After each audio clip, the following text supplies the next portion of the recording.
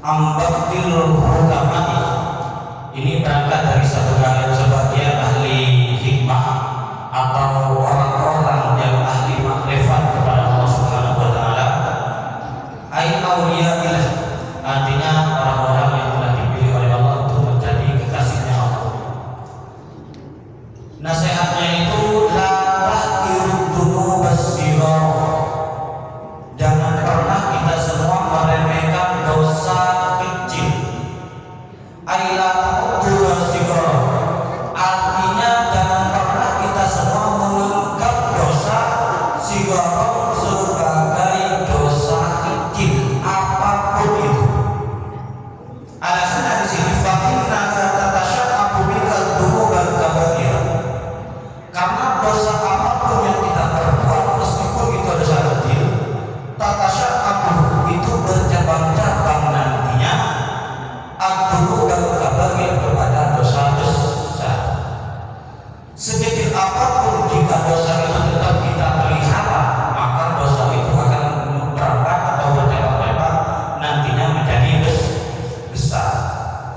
Terus wa aidan rubbama yakunu ghadabullahi ta'ala fi tilkasiga.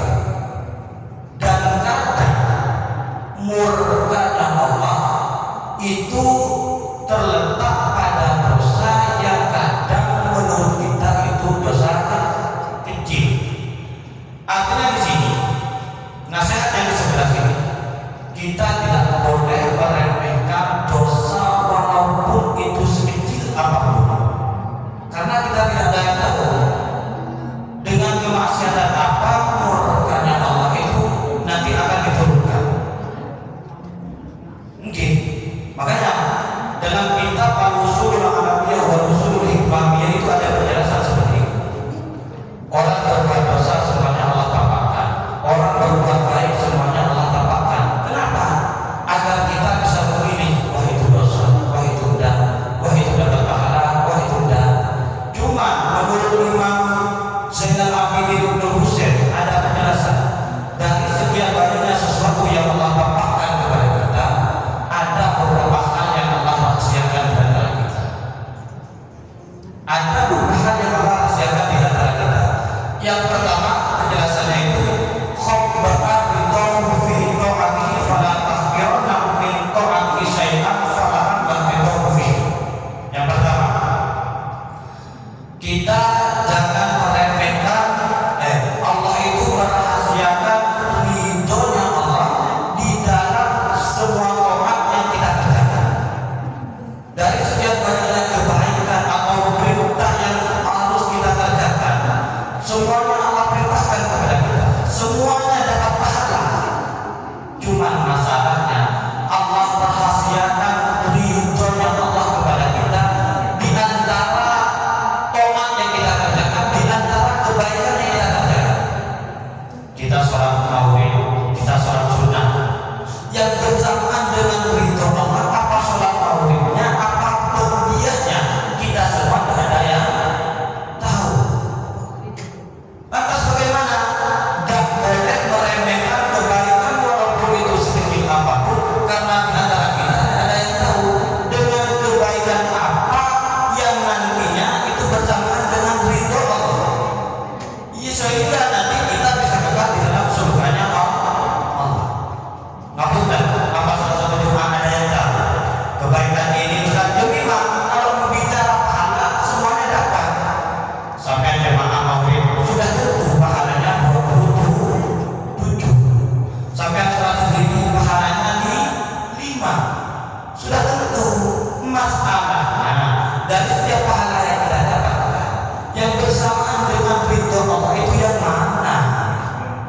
Ini yang masalah. Andai kan kita tahu, makanya mengapa di sini Allah rahasiakan? Kenapa Ustaz kan ditentukan pahala yang ini bersamaan dengan ridho Allah, pahala yang ini tidak bersamaan dengan ridho Allah? Lihat ditentukan seperti itu. Kita itu hanya mencukupi dengan satu kebaikan, meremehkan kebaikan yang lain. Makanya hikmahnya Allah rahasiakan itu di situ. Makanya ada sebuah cerita dalam kitab An-Nasaihud Diniyah.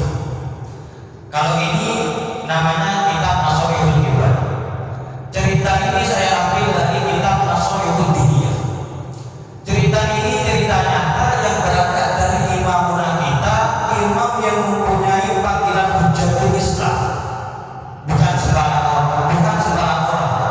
Kalau sudah mempunyai titel Hujjatul Islam, ini harus hafal berapa hadis, harus hafal baru mempunyai titel Hujjatul Islam. Yang dimaksud dengan Hujjatul Islam di sini adalah imamuna kita, Imam Al-Ghazali. Imam Al-Ghazali itu dulu pernah bermimpi dipanggil oleh Allah. Imam yang sangat alim, orang kitab dari mana-mana. Bahkan ada salah satu kitab itu yang dikaji oleh pondok-pondok pesantren di kelas sanawiyah, bahkan di kelas kalian, yang namanya kitab Ihya Ulumuddin. Itu adalah salah satu karya dari imamuna kita, Imam Al-Ghazali. Pada malam tersebut Imam Al-Ghazali itu bermimpi dipanggil oleh Allah Subhanahu wa taala. Peristiwa itu bagaimana? Mafa'alallahu lakum. Apa kira-kira yang dikerjakan Allah kepada Imam Al-Ghazali?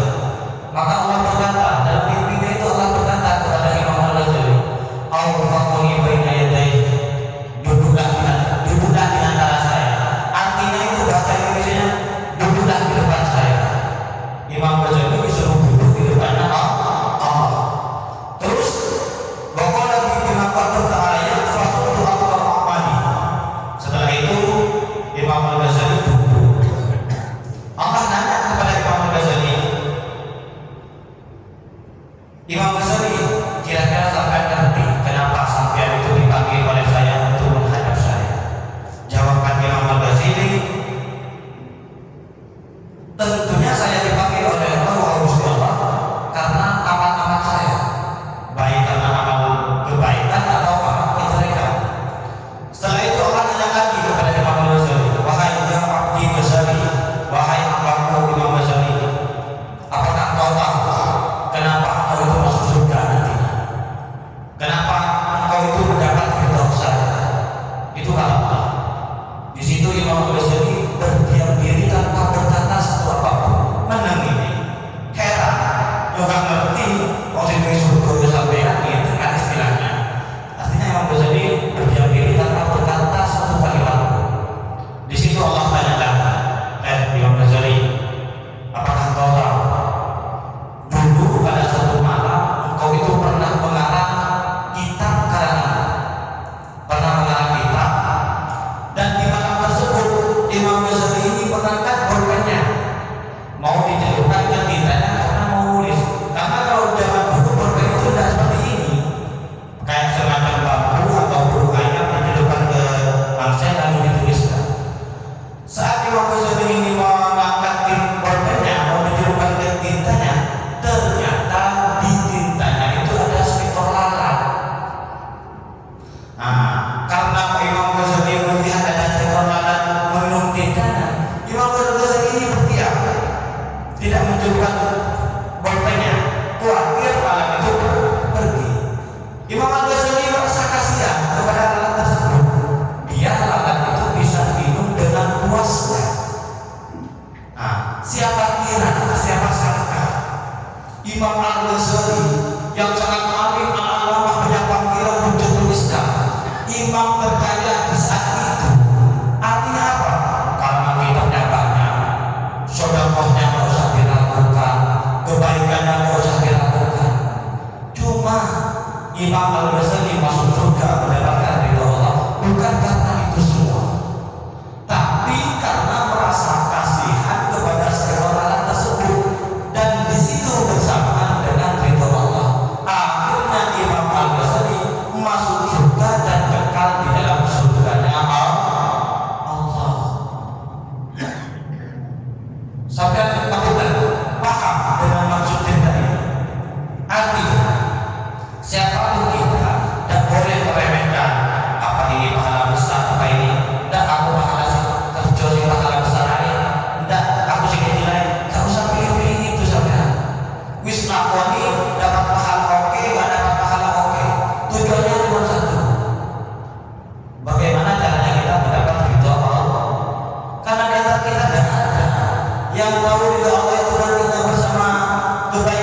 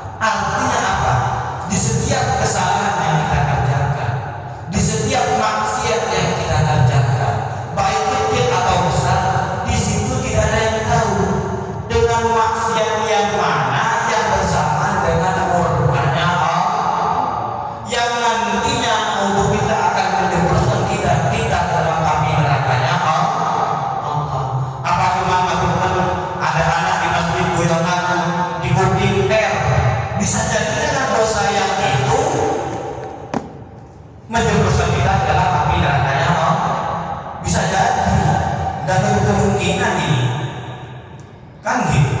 Nah, andaikan Allah tampakkan dari setiap dosa yang kita kerjakan ada dosa ini, dosa itu, dosa ini, dosa itu, banyak kan? Dosanya terlalu banyak kan? Nah, di situ andaikan Allah tampakkan, wis sing tidak dikerja ini sama yang dosa ini dong lainnya dilakoni kan itu. Makanya di situ hikmahnya Allah merahasiakan di antara maksiat yang mana yang bersamaan dengan murkanya Allah. Di sini memberi inti kita sebagai umat, kita sebagai hamba tidak boleh meremehkan yang namanya dosa. Meskipun itu nggak mudah, hanya buang sampah di jalan, hanya buang ini, yang kadang dianggap kecil, yang kadang dianggap remeh, itu kita tidak boleh meremehkan. Artinya sebisa mungkin kita jauhi.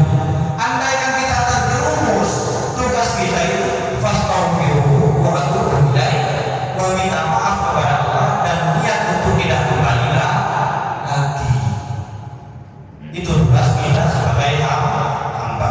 Terus yang terakhir, yang Allah maksudkan di antara kita kata auliyahu fi ibadihi fala takirna fi ibadihi fala anak beliau. Kita hidup dunia kan tidak sendiri. Ada saudara kita, ada sanak famili kita, ada tetangga kita, kan banyak.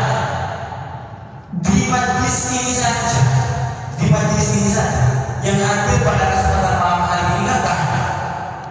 Nah, di situ akan Allah angkat salah satu di antara kita menjadi waliullah, menjadi kekasihnya Allah.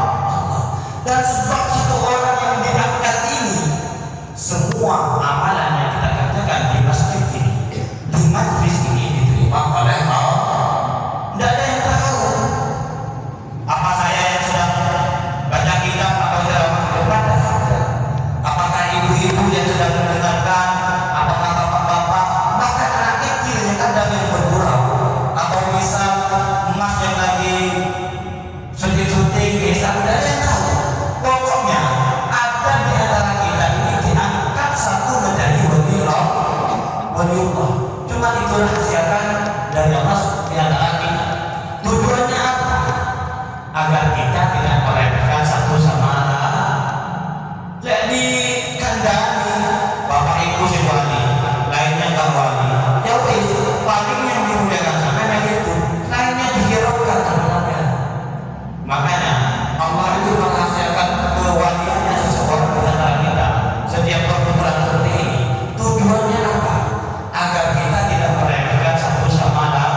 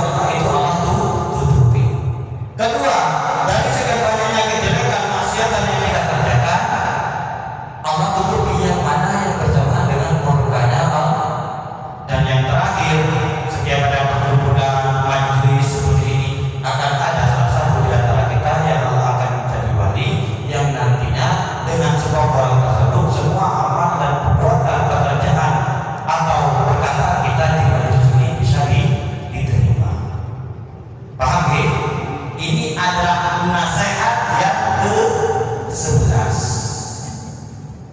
Terus wal maqalatu tsaniyata asyarah. Sekarang pindah kepada maqalah atau nasihat yang nomor 12. Yang nomor 12